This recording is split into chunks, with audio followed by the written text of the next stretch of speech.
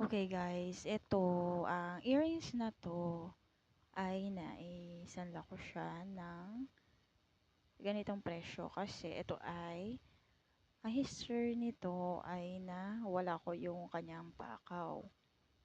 So, good thing 'no, na, tinanggap pa 'to ng Palawan Pawn Shop kasi na-i-try ko 'to sa buwan na ayaw nilang tanggapin kasi nga daw kulang. So, ang gagawin ko dito, i-try ko muna silang isanla 'no. Ng kulang 'no, or wala yung pakaw, titingnan natin kung magkano. Kasi dati bago pa nawala yung pakaw, naisanla ko 'to ng around 4,000 pesos kasi ang bigat nito ay 1 gram ng 21K. So, medyo matagal na, parang last year ko siya naisanla 'no. So, ito kasi favorite ko talaga 'to na piece 'no, ng earrings kasi parang kakaiba yung kanyang design 'no, para siyang basta mahilig kasi ako sa mga square, yung mga, circle or square, mga gano'n. So, ito tamang-tama lang talaga yung laki niya, hindi masyadong malaki, hindi din masyadong maliit, at ang ganda talaga ng design. So, 4,000 ko siyang naisanla last year. So, titingnan natin kung magkano na lang ang kuha since na kulang na siya, nawala ko na yung pakaw. So, 4,000 'no, 2,300 siya tinanggap ng Palawan. So, around 1,700 yung difference 'no. So, medyo malaki, ang laki naman. So, naging 0.7 na lang siya kasi wala na yung pakaw, so 0.3 yung pakaw. So, yun.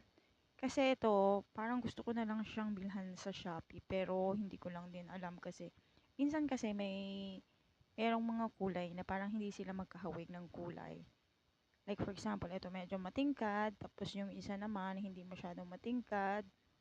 So gusto ko magkakulay sila. Tapos, yung napapansin ko, yung sa mga pakaw, no, meron silang sizes. Yung nilalagyan talaga yung parang butas nila. Meron silang sizes. So kung maliit, hindi talaga siya papasok. So I think this is a medium size. So kailangan talaga na i-check muna yung size niya bago bumili sa online kasi sayang din naman, no. Sabagay, pwede naman atang i-return, no, i-return yung sa mga Shopee na yan, pwedeng i-return kung hindi kasya or nag-change yung mind mo, pwede naman yung ganun. So, yan lang, at least, no, pwede pa rin pala talaga maisanla yung mga ganito na kulang, halimbawa, sira or kulang, na ito halimbawa, nawala yung pakaw, no. So, parang sira na rin siya or kulang siya, no. So, at least, pwede mo pa rin siya maisa-pera. Kumbaga, maipepera mo pa rin siya, maiko-convert mo pa rin siya into cash, no? So, it's a good thing. So, ganyan kasi siya o ganyan siya kaliit. Ganyan ang mga details niya sa likod. So, ganyan siya, no? 'Di ba ang ganda ng design niya? Parang kakaiba kasi 'to. Parang original design talaga 'to na napakaganda. So, anyways, at least meron kayong update, no? Kung meron kayong ideas, no? Sa mga walang pakaw. Like, for example, sa ibang bansa, nag-ano kasi sila, bumibili sila ng mga, yung binibenta nilang earrings. Minsan kasi rubberized yung mga pakaw, yung made of plastic, no?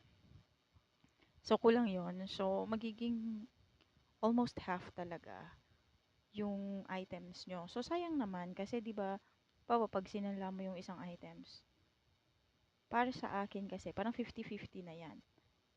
Pwede mo siyang makuha, pwede ding hindi. So, just in case na hindi mo siya makuha, at least naisanla mo siya sa medyo malaki na amount, no? Kumbaga binili nila sa'yo ng goods ka talaga sa presyo. Kumbaga medyo nanalo ka or medyo advantage ka. So, yan lang talaga ang advice ko sa inyo, no? Kung sakali mang bibili Okay, kayo or ayan meron siya kayong mga ganyan at madam. nagpa-plan kayo, at least meron kayong konting idea from me kasi ako ay parati akong nagsasanla Ayan. tapos kinukuha ko yung mga So, favorite meron ako items dito ko. Kasi pag earrings, ginagamit no, ko sila na na ayan pera, siya. so kailangan ko ng pera, so This is diretso talaga yung sanla. So, 24, okay, ganyan ay ang not, vlog natin ngayon. Till 21 next time, karat mga na madam earrings. at mga And, friends. Okay, ayan siya. bye-bye.